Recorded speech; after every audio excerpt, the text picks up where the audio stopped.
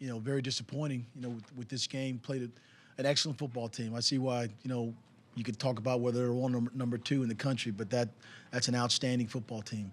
And they got on us early in every phase, special teams, couldn't stop them defensively, interceptions.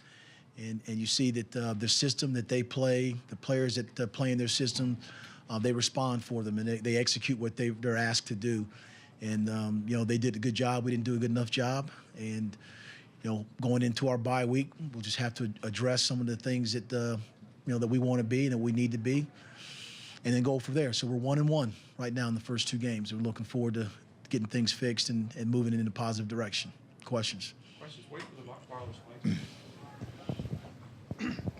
Mike, did you think at halftime, knowing you were going to get the ball, all things considered, that wasn't a terrible place to be?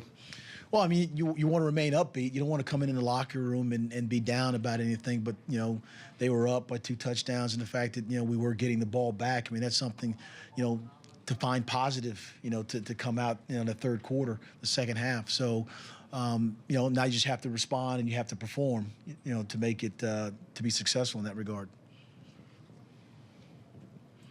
Mike, 2 pretty good defenses, but 2 weeks in a row you just haven't been able to get anything consistent on the ground. Is that to you the most glaring thing that you need to work on in the bye week? Yeah, I think, as I said, we need to find out what our identity is going to be. Does it entail the quarterback running more? Is it a personnel issue? Is it schematic or whatever it may be? We want to run the ball. We want to be committed to running the ball, but we got to find those guys that can run it and move the chains for us. And I think with this open week coming up, we can address those issues. Mike, talk a little bit about facing the speed in Oregon and how you guys prepare for that no-huddle offense. As I said, they have the type of athletes that they recruit for their system that excel in the system that they have. They're up-tempo, they're fast, they're athletic, and they know what they're doing. They've played against, you've seen the teams that they played against. They've been successful. Obviously, you try to practice the pace, but sometimes you can't practice the athleticism that they have out there. So that's always a challenge, when you're facing an offense like that. But, we got to do what we need to do to make sure that, we'll play, if we play that style again, to make sure that we got the hats in the right gap. We have the right coverages. We have guys fitting where they need to fit. And those are some of the things that didn't happen today. And we have to address it and make sure we're better the next time. How would you characterize David's interceptions and the fumble? Was there a common thread at all? Well, obviously you can't turn the ball over.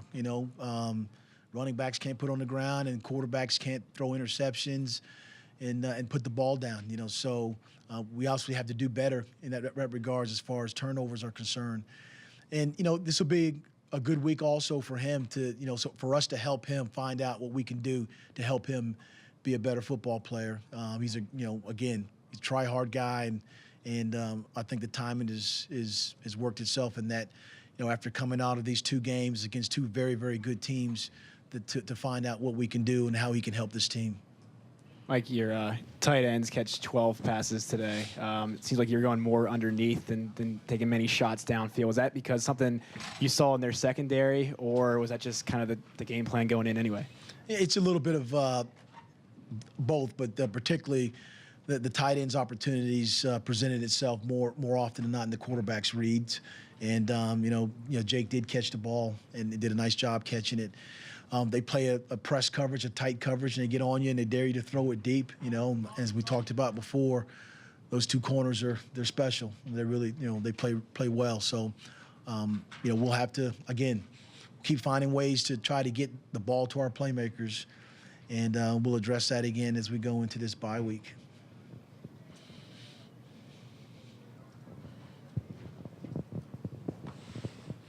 Coach, you had a lot of recruits here today. I know you probably can't talk specifically, but what kind of impact on recruiting does a game like this on national TV have?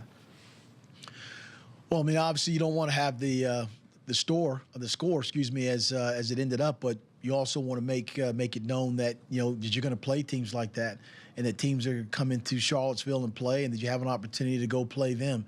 And so if players are interested in coming here and having opportunities to play and playing good teams, coming to a great school, I think that it's something that we build in this program off of. We talked about the facilities, and we just talked about a lot of things that if you're a young man and you want to stay in state or go to a good school, I mean, this is a great place to be. So I'm quite sure that they saw, they were entertained by what they saw, a very good Oregon team. That's the second best team, however people say, ranked in the country, and they are as advertised. Did you fear when you heard this game had been scheduled, or when you were told about this game? Did you fear that this might happen? And what went through your mind? What did you think when the game was scheduled? No, I mean, you don't fear that. You don't fear an opponent. You respect an opponent. We respect everyone that we play, but you don't fear them, or else you shouldn't be playing in sports. I think that the task of the first two games being challenging and will kind of dictate the way we approach our off season right after spring practice. The way how the guys worked in the summer months and the early part of August.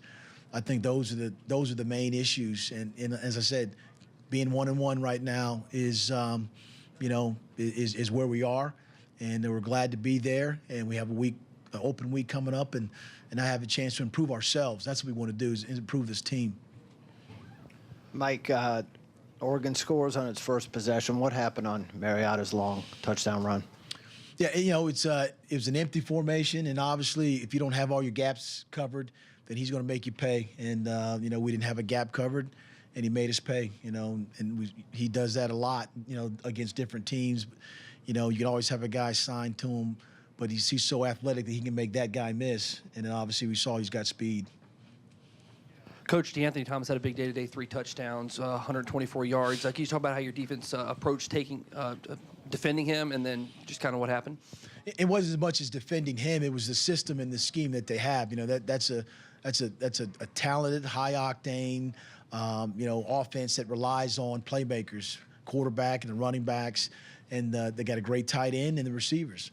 And so if you don't have your gaps covered, or if you're not down at a proper angle, then you're going to have issues. And we had some issues out there today in terms of being where we needed to be. He's a great football player. I mean, everybody knew that going into this game, and his career has said this is one of the better football players in the country. But my hat goes off to him. That's an excellent football team. Take 2 more questions. No players. Coach, you wanted to bring in an aggressive defense, but they really kind of neutralized that part of it today. Only 3 tackles for loss. Didn't seem like you got back there as much as last week. Does that say a lot about their offensive line, or just what they do in the blocking schemes, or how are they able to kind of neutralize your aggressiveness? No, as I said, they do a great job of attacking you horizontally and vertically. You're trying to defend so many areas on the field because of the personnel that, if you have an opportunity to penetrate, the offensive line, you got to make the tackle. I don't know if there was missed tackles or whatever the case may have been, but you're right. You want to be aggressive, and you want to create those tackles for losses. You want to hit the quarterback and sack the quarterback, and obviously it wasn't good enough today. Doug, last question. Did you get an explanation for that running into the return man late in the game, as opposed to what had happened earlier in the game when your guy got run into?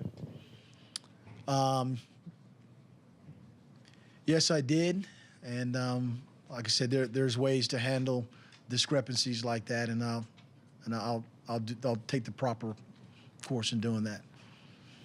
Thank you. I know Zach Swanson is in the back of the room. Thank you, fellas. Thank you.